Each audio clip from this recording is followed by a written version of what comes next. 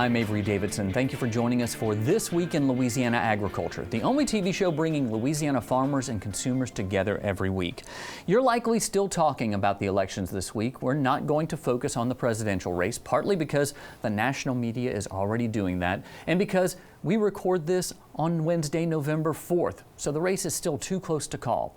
What we're going to do is do what we do best on Twila and keep the discussion local. First, all of Louisiana's congressional incumbents who sought re-election won. Senator Bill Cassidy will serve another 6 years. Congressman Steve Scalise, Cedric Richmond, Clay Higgins, Mike Johnson, and Garrett Graves will stick around for at least another 2. The only contested race is for Louisiana's 5th congressional district, which is the largest row crop district in the country. That seat is currently held by Dr. Ralph Abraham, who chose not to seek re-election. In the December 5th runoff are Abraham's former chief of staff, Luke Letlow, who received 33% of the votes, and State Representative Lance Harris, who received 18% of the votes. Both are Republicans and have ties to agriculture. Louisiana Farm Bureau Federation National Affairs Coordinator Andy Brown says the person who represents Louisiana's 5th congressional district traditionally has a seat on the House Ag Committee, which is about to have some major changes. There has been quite a bit of shakeup. There's 4 total leadership positions between the 2 chambers, 2 in the Senate, 2 in the House, majority and minority. Out of those 4, 3 have either retired or lost their race. So as you look at the House Ag Committee, there's going to be a change in leadership. There's going to be opportunity for maybe people with little to no tenure to have a bigger role than they may have in years past. You can find all of the election results for Louisiana on the Secretary of State's website. We'll post a link on our website, twilatv.org. If there were an election for this today, the people of Louisiana would vote unanimously against hurricanes. Unfortunately, that wish has not stopped those tropical systems. We had a late October hit on southeast Louisiana with Hurricane Zeta. Twila's Neil Melanson traveled to see how the winds hurt the citrus and nursery crops in Plaquemines Parish. Ben Becknell's fruit stand on the side of Highway 23 has been a fixture in Plaquemines Parish for decades. The fruits and vegetables he supplied the greater New Orleans community have fed generations. However, on October 24th, one of the worst storms Becknell has seen came through. While Katrina and Isaac were more powerful, Hurricane Zeta's timing was worse. We're harvesting satsumas now, but the oranges and the grapefruit, 2 to 3 weeks away. So which made it the storm worse, because they're the biggest and the heaviest they can be right now, so they fall off easier. On the surface, you can see from the broken trees what the storm's winds did. On the ground, you can see the real tragedy. 3/4 or more of Becknell's fruit won't ever see the market. Maybe half, and then the problem we're gonna have is probably 1/4 of what's left on that tree is damaged in some kind of way. If it's got any kind of a nick or a thorn punctured the fruit, it's going to eventually get bad and fall off. That'll take 2 to 3 weeks. In addition to the downed trees and fruit, Becknell still doesn't have power and is running on generators, which is costing him money and fuel. His greenhouses were also damaged, which will be an additional expense ahead of winter. Still, it's the loss of the crop right before harvest that's the worst, according to Wendell Miley, who runs Farm Bureau's program to sell Louisiana products. It's just, it's a tough thing to see a producer who's right near harvest go through a late season storm that just happened down here in Plaquemines Parish, and it's devastating. It's Mother Nature. She's going to do what she's going to do, but it's really heartbreaking to see them have to deal with this right when they're ready to get their crop out the field. The picture that is emerging here at Ben Becknell Jr.'s farm in Plaquemines Parish is one of wasted potential. As you can see, these trees on my right and my left, this one here was flung by the winds blowing from south to north. This one on my left is a satsuma tree that was almost ready to go for this year. You can see these satsumas are almost ripe. They'll never get that way, though, as this tree is broken and won't be in production ever again. And that's the picture here at Ben's place. One of almost harvest that unfortunately will mean he will not see any profits from 2020. Reporting from Plaquemines Parish, I'm Neil Melanson. This hurricane season has certainly kept ag economists busy trying to calculate all of the effects of this year's storm. Damages from Hurricane Zeta are not yet available, but are likely to add millions to the toll. Louisiana Commissioner of Agriculture and Forestry, Dr. Mike Strain, says so far the total damage to agriculture for all three hurricanes to hit Louisiana is more than $2 billion. Now, some of that damage is hard to calculate because it's not just about what's damaged, but what could have been. Coming into August, Louisiana's rice crop looked to be a record-breaking year. Acreage was up, the growing season was favorable, and the early yields were strong. However, as Twila's Carl Wiggers shows us, the tropical systems that pummeled the state have taken their toll on rice. This is what the Vermilion Parish rice crop looked like in July. Fortunately for many rice farmers, they enjoyed excellent yields for the crop, according to LSU Ag Center rice specialist Dustin Harrell. We were on par to have probably our second highest yielding state average in rice ever. And so that's how good the crop was this year. Harrell and LSU extension agents across the state estimate that 95% of the rice crop was harvested ahead of Hurricane Laura.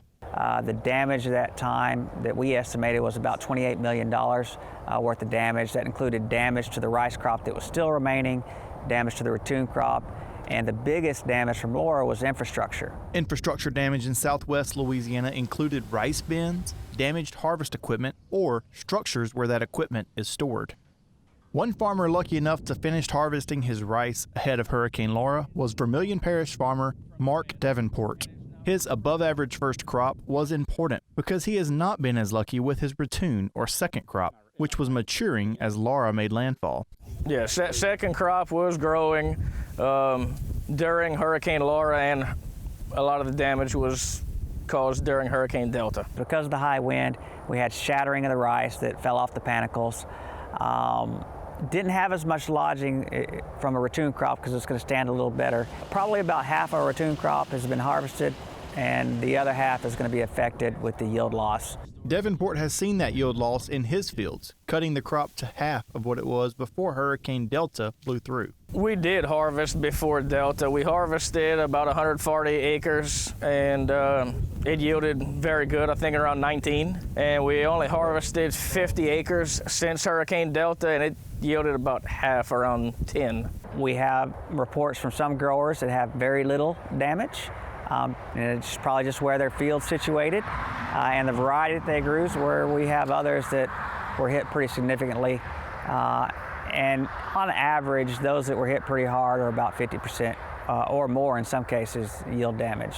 While Hurricane Laura was worse for infrastructure, Harrell estimates that Hurricane Delta caused significantly more crop damage to the remaining ratoon crop. When Laura came, we had pretty much harvested everything in southwest Louisiana, and the ratoon was still too early to do damage. Now, we did have a considerable amount of damage of the first crop in northeast Louisiana.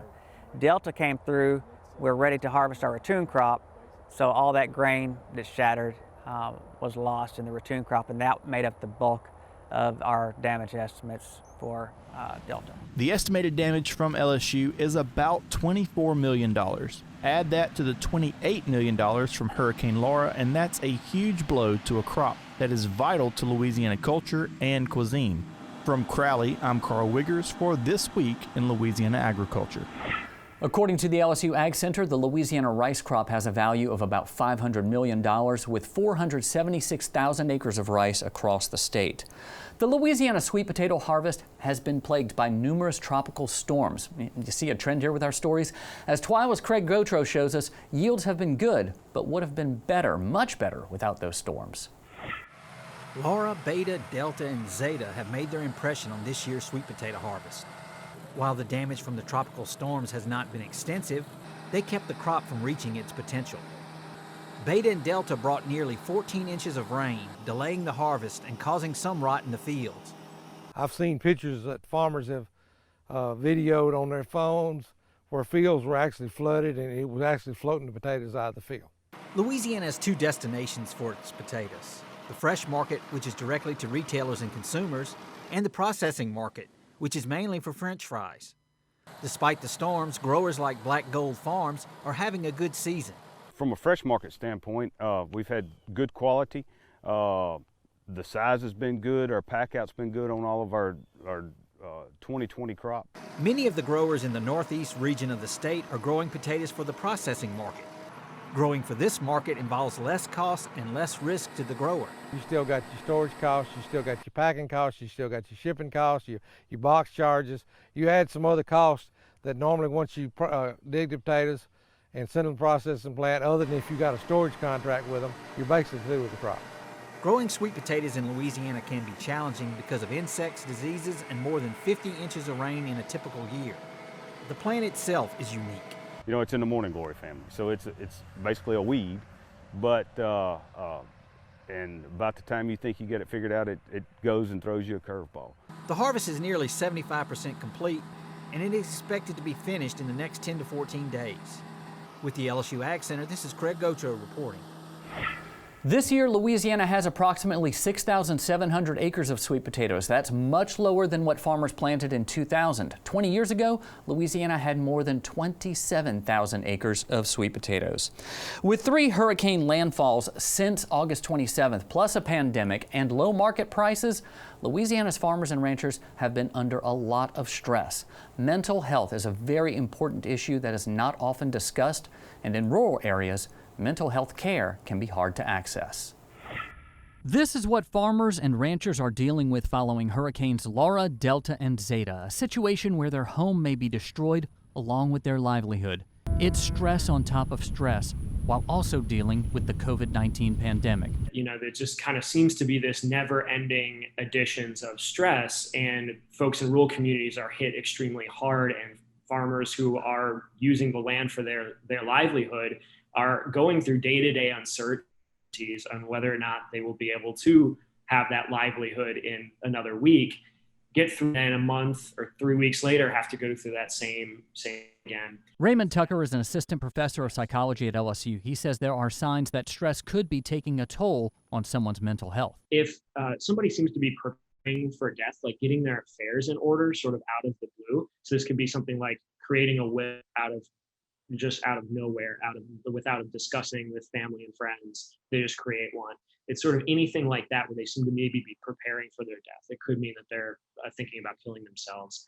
Any big behavior changes, like increase of alcohol use that's really not like the person, being more socially withdrawn, or a lot of anger. Actually, we don't always think that a lot of anger and frustration could be a sign for suicide, but it definitely can, particularly in men. There's research that shows those who survived a hurricane or received the effects from it, 30 to 40% develop post-traumatic stress disorder. Katie Corcoran is the executive director of the Louisiana Rural Mental Health Alliance, a group that connects rural residents with mental health providers. It's not an easy task. Louisiana is facing a huge shortage of licensed mental health professionals.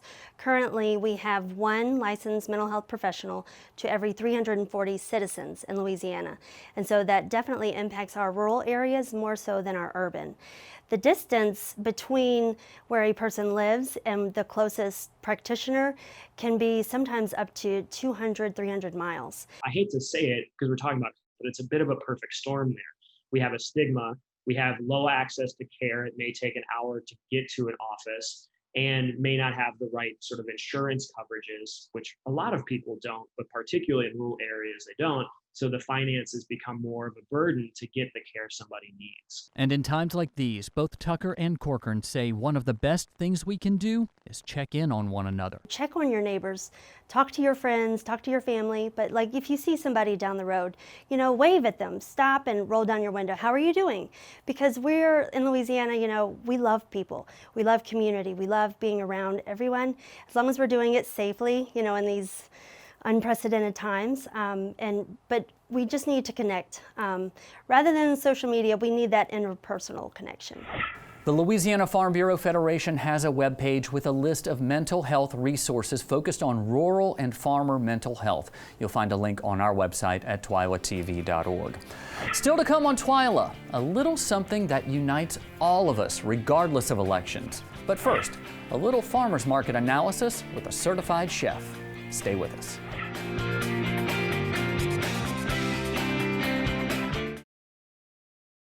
I now hope they're fighting today. I hope they are. I'll put a Dorito right here. Loose. I got a fish! I got a fish! Find your place in the country and the lender who can get you there. Find Louisiana Land Bank. Financing for country homes, recreational property, farms and ranches, and agribusiness.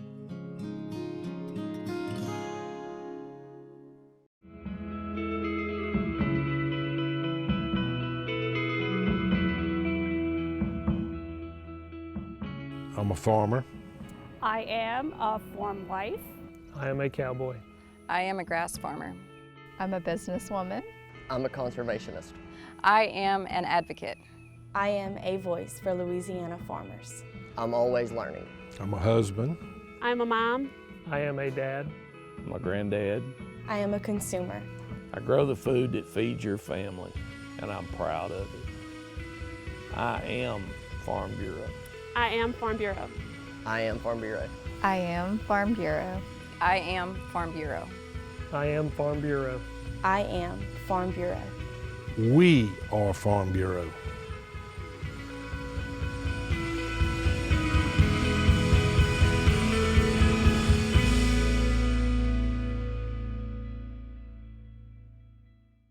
It's a well-known fact that here in Louisiana, sugarcane is more than just a crop. It's a way of life. It creates more than 16,000 jobs across the state and an additional $3 billion boost to our state's economy. And Louisiana's cane families always give back to the communities where we live, work, and play. Louisiana sugarcane, making life sweeter, naturally. Sugarcane, sweet sugarcane.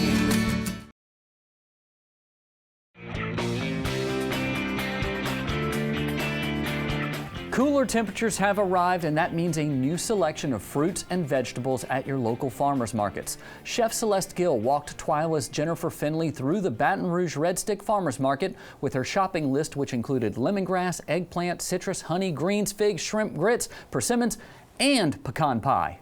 Hungry yet? Making a blackened shrimp Benedict. You need some eggs? We are making hollandaise sauce. I have lemon juice, a little bit of seasoning. I put my special blend in here, egg yolks.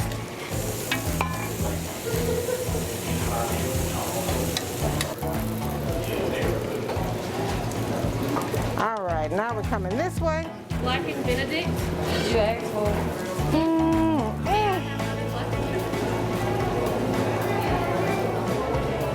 Naya, there you go. Okay, done. Good morning, everybody. I'm Chef Celeste, and we're here at Chef Celeste Bistro at the Red Stick Farmers Market. It's a nice, crisp, cool day, and we just finished making up a lot of breakfast, and we're about to head outside to see what we have to offer. Let's go.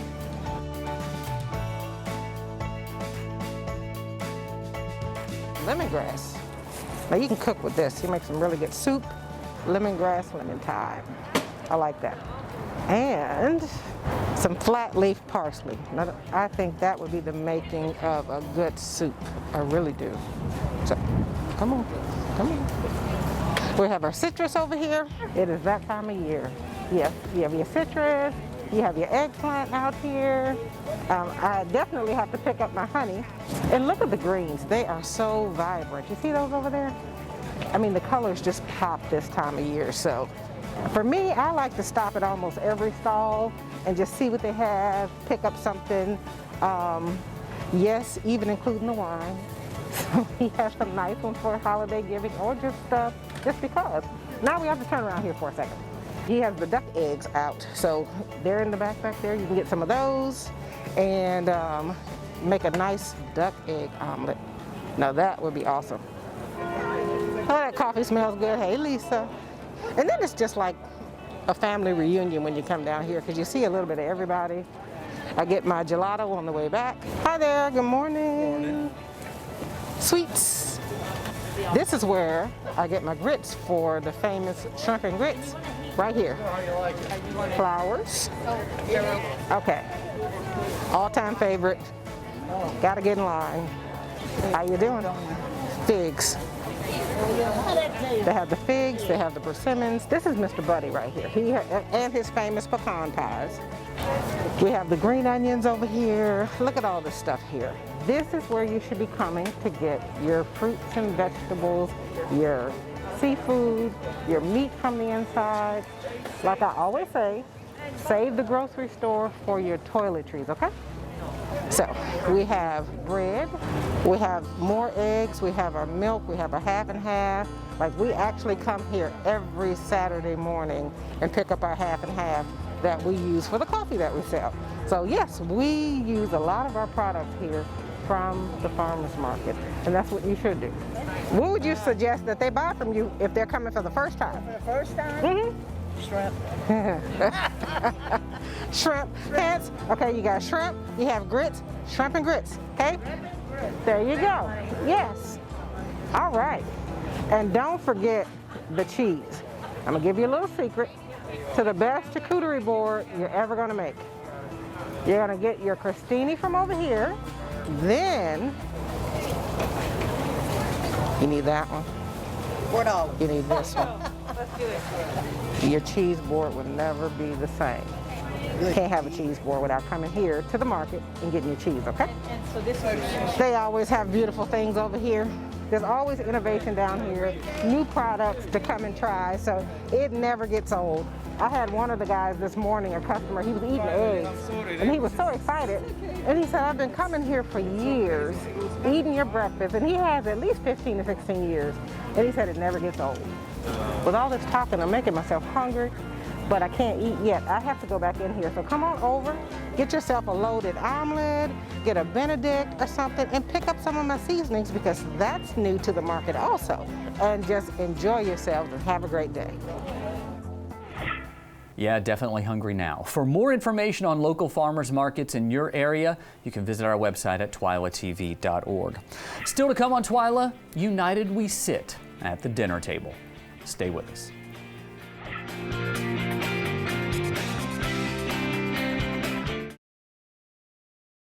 Landowners are minding the Louisiana forest for our grandchildren.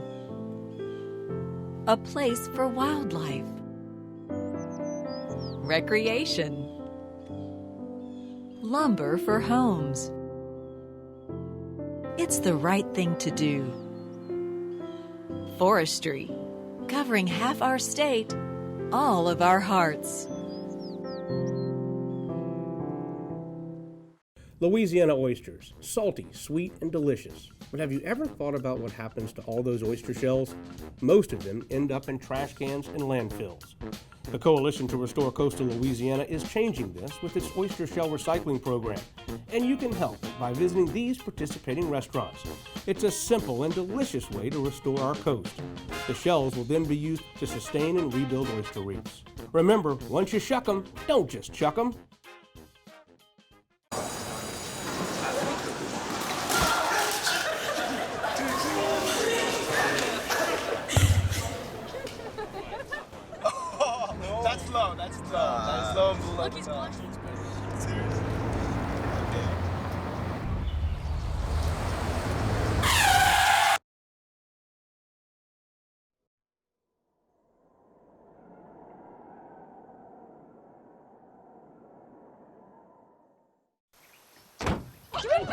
They'll test you.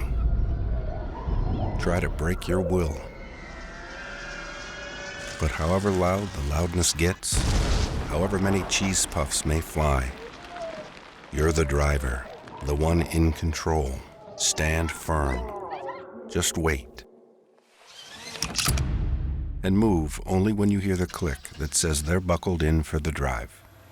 Never give up till they buckle up.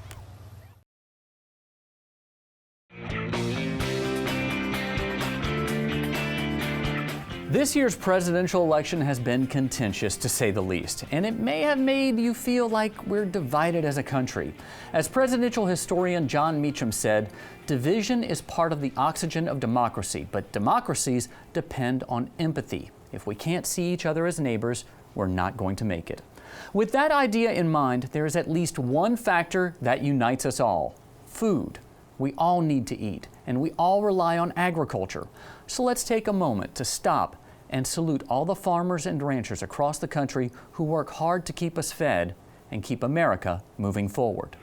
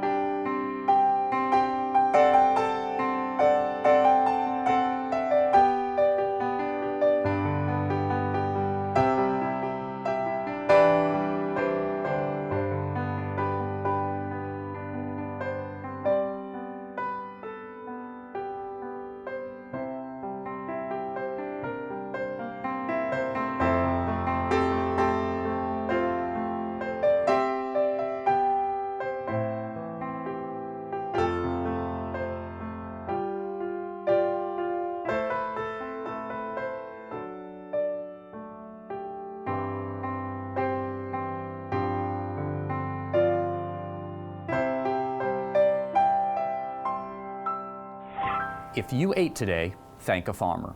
Well, that does it for this edition of Twila. Be sure to join us next week when we'll show you what back-to-back storms did to Beauregard Parish's timber industry. Until then, you can watch all of our stories online at twilatv.org. Be sure to like us on Facebook, follow us on Twitter and Instagram. And you can also find all of these stories and more on our YouTube channel.